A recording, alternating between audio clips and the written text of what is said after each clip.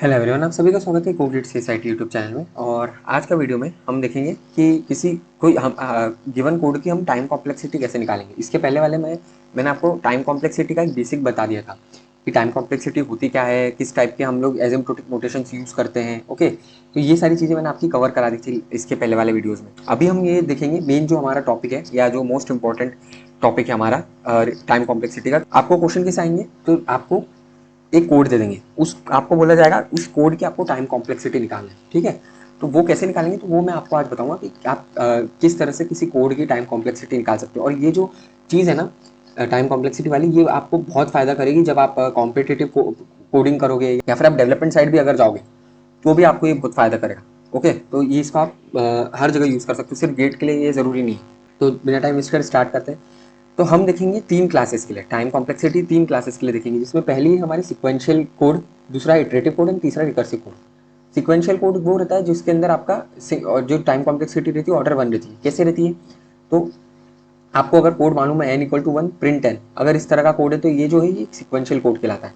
इसके अंदर कोई लूप्स वगैरह नहीं है, तो आप अगर इसको एग्जीक्यूट करोगे ना तो 1 यूनिट ऑफ टाइम में ये एग्जीक्यूट हो जाएगा, इसलिए इसकी टाइम कॉम्प्लेक्सिटी हम 1 बोलते हैं। नेक्स्ट होता है हमारा इटरेटिव कोड। ये डिपेंड करता है, ये जो है इटरेटिव कोड रहता है ये लूप्स कंटेन करता है। वाइल लूप हो गया, फॉर लूप हो गया, नेस्टेड फॉर हो गया, डू वाइल लूप हो गया, है ना, ये सारे लूप्स कंटेन करता है उसकी जो टाइम कॉम्प्लेक्सिटी है वो उन लूप्स के ऊपर डिपेंड करेगी, वो लूप कब तक चल रहे हैं। अगर कोई लूप n² तक चल रहा है तो उसकी टाइम कॉम्प्लेक्सिटी n² होगी। अगर n³ तक चल रहा है तो उसकी टाइम कॉम्प्लेक्सिटी n³ होगी। ओके, n तक चल रहा है तो उसकी टाइम कॉम्प्लेक्सिटी n होगी। ये रहता है इटरेटिव कोड में। और उसके अंदर भी ऐसे कॉम्प्लिकेशंस होते कई बार कि अगर नेस्टेड लूप्स दे दिया आपको तो उसमें आपको टाइम कॉम्प्लेक्सिटी को मल्टीप्लाई करना रहता है। और अगर आपको अलग अलग दिए लूप्स सेम कोड के अंदर अलग अलग लूप दिए, फॉर लूप एक जो चल रहा है आई के लिए चल रहा है, अगला फॉर लूप है बाहर उस दूसरे फॉर लूप के बाहर वो जे के लिए चल रहा है, उनके टाइम कॉम्प्लेक्सिटी को आपको ऐड करना पड़ता है। ओके, तो ये जो सब चीजें है ना ये सब जो आती है इटरेटिव में आती है। एंड जो लास्ट है हमारा रिकर्सिव कोड। रिकर्सिव कोड मतलब जो आपका फंक्शन आप खुद को जब कॉल करता है तो उसे हम रिकर्सिव कोड बोलते हैं, सिंपल। ठीक है, उसकी भी हम टाइम कॉम्प्लेक्सिटी देखेंगे अभी आगे आने वाले वीडियो में। तो अभी हम देखते हैं सबसे पहले इटरेटिव कोड की टाइम कॉम्प्लेक्सिटी क्या होती है। तो जैसा कि मैंने आपको बताया कि इटरेटिव कोड की टाइम कॉम्प्लेक्सिटी उसकी नंबर ऑफ इटरेशंस पे डिपेंड करती है। आप अगर नंबर ऑफ इटरेशंस निकालोगे तो आप निकाल सकते हो उसकी टाइम कॉम्प्लेक्सिटी। अब उस नंबर ऑफ इटरेशंस को निकालने के लिए आपको जैसे गिवन आपको फॉर लूप है एग्जांपल के लिए, तो ये जो फॉर लूप है ये n तक चल रहा है। ठीक है, तो इसकी टाइम कॉम्प्लेक्सिटी आपकी n हो जाएगी। ये n टाइम्स चल रहा है, तो यहाँ आप ऑब्जर्व करोगे तो यहाँ पर ये जो i की वैल्यू है ना इसके ऊपर डिपेंड कर रहा है। जैसे जैसे आई की वैल्यू बढ़ेगी एक समय बाद आई जब n के बराबर हो जाएगा लूप एग्जिट हो जाएगा। ठीक है, जो लूप है ये तभी तक चलेगा। इस फॉर लूप की टाइम कॉम्प्लेक्सिटी होगी। वहीं पर अगर आपको गिवन होता, जो मैंने आपको इसके पहले बताया था कि अगर फॉर लूप है उसके अंदर एक और फॉर लूप है, दोनों n टाइम्स चल रहे हैं, तो इस पूरे की टाइम कॉम्प्लेक्सिटी क्या होती, order n × n that is n²। अगर यहाँ पर एक फॉर लूप बाहर होता है, इसकी दूसरा फॉर लूप इस साइड होता है, ये n चल रहा है ये n चल रहा है, तो इसका जो टाइम कॉम्प्लेक्सिटी आती है वो क्या आती, n+n दैट इज ऑर्डर है। या 2n लिखोगे तो 2 को आप इग्नोर कर सकते हो क्योंकि हम कॉन्स्टेंट्स को इग्नोर कर देते हैं। तो ये इटरेटिव कोड की टाइम कॉम्प्लेक्सिटी होती है। मैं इसके रिलेटेड एक दो क्वेश्चन करा दूंगा आपको, तो आपको आइडिया लग जाएगा कि अच्छा ये ऐसे करेंगे। अब जैसे हमें एक क्वेश्चन गिवन है, क्वेश्चन में क्या बोला है, sum at the end of the code, क्या सम की वैल्यू क्या होगी कोड के एंड में, हमें ये बोला गया है। तो इसमें क्वेश्चन में आप फर्क देखो कैसा है। यहाँ पर उन्होंने पूछा सम की वैल्यू क्या होगी, हमें ये नहीं पूछा गया कि इस लूप की वैल्यू क्या है। इस लूप की वैल्यू अगर पूछी का इस लूप की टाइम कॉम्प्लेक्सिटी पूछते हैं तो वो हमारी सिंपली ऑर्डर एन आ जाती, खत्म।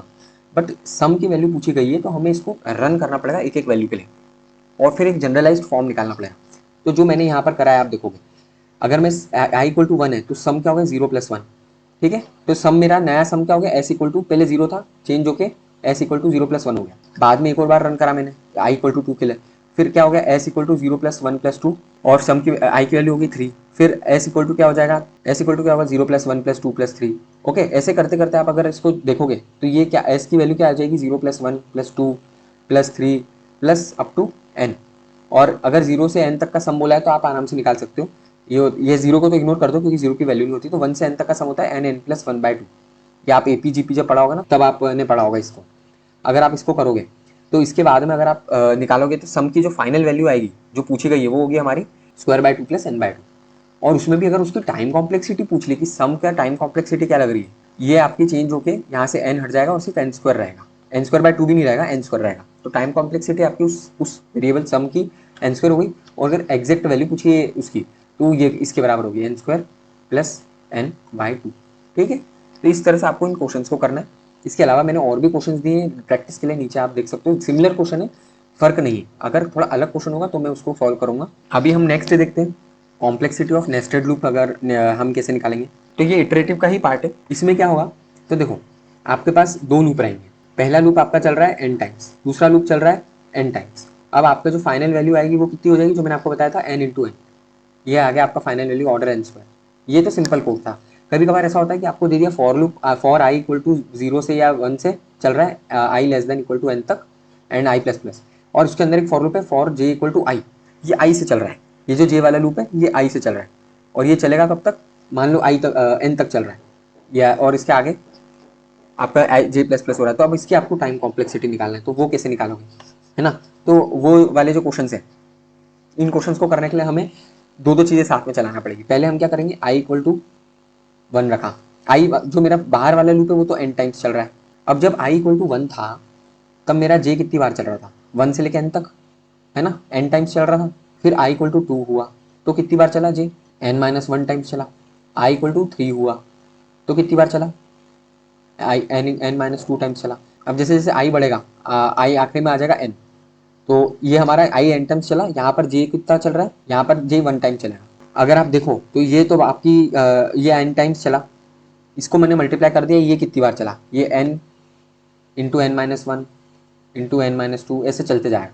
तो इसकी टाइम कॉम्प्लेक्सिटी हो जाएगी n की पावर n प्लस 1। ये आएगी आपकी टाइम कॉम्प्लेक्सिटी इस लूप के लिए। ये नेस्टेड लूप के लिए ये आंसर निकाला है मैंने, हर बार अलग होगा हर क्वेश्चन के लिए। ये इस क्वेश्चन के लिए मैं बता रहा हूँ जो मैंने आपको यहाँ एग्जाम्पल दिया है। तो ये इस तरह से हम नेस्टेड लूप के लिए निकालते हैं।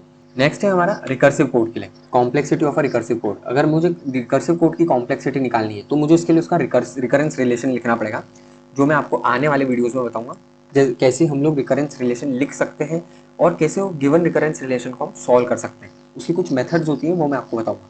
अभी आप इसको स्किप कर दो। ओके, सो ये आपको मैंने यहाँ तक करवा दिया। रिकर्सिव कोड तक का मैं रिकर्सिव कोड वाली जो चीज़ें वो मैं नेक्स्ट वीडियो में बताऊंगा, क्योंकि वो बहुत बड़ा है। जो रिकर्सिव वाले उसके अंदर बहुत सारे टाइप्स है आपके, इसलिए वो मैं आपको नेक्स्ट वीडियो में कराऊंगा। तो आज के लिए इतना ही। अगर आप एक गिट एस्पिरेंट हैं तो प्लीज़ इस चैनल को सब्सक्राइब करें, मुझे बताएं मैं कैसे इंप्रूव कर सकता हूँ। और वीडियो अच्छा लगे तो प्लीज़ इस वीडियो को लाइक एंड शेयर जरूर करें। Thank you.